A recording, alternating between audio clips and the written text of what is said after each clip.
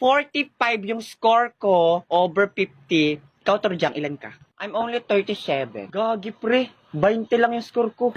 Yung akin nga, 5 lang. Monica, ilan ka? Ako? 43. Goodness gracious, Karing. You're mas mataas ang score kay Renzo. 44 lang si Renzo. Pre, totoo? Oo. Nalimutan ko sagutan yung sa likod. Ano ba, Torjang? Mas matalino kaya talaga ako kay Renzo. Talagang tinatamad lang ako mag-aral kaya laging second honor. Pero paano pa kaya pag nagseryoso ako? Di ako na ang first. Sarap talaga siya muraan itong bida-bida na ito. Ilang ka, Trisha?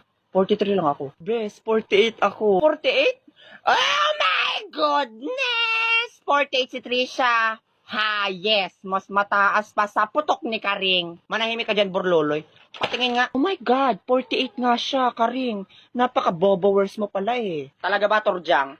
Teka, imposible naman to, Trisha. Nandaya ka, no? Hoy, hindi kaya ako nandaya. Sabay kaya kami nag-review ni Borloloy. Napaka-inggitera nito. Tanggapin mo na lang kasi na mas mataas yung score niya kaysa sa'yo. Wait lang, iche-check ko. Ma'am, kulang po ng S yung dog niya sa essay. Dapat po plural yon. Minus 5 to dapat. Patingin nga, babang-aw ka na naman eh.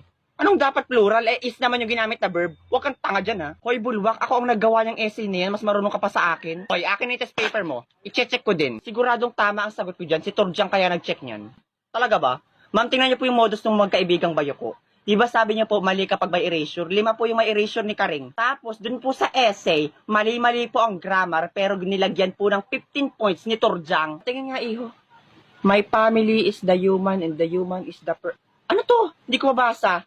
3 points lang to. Hala talaga, ma'am. So, 45 minus 17 is equals to 28.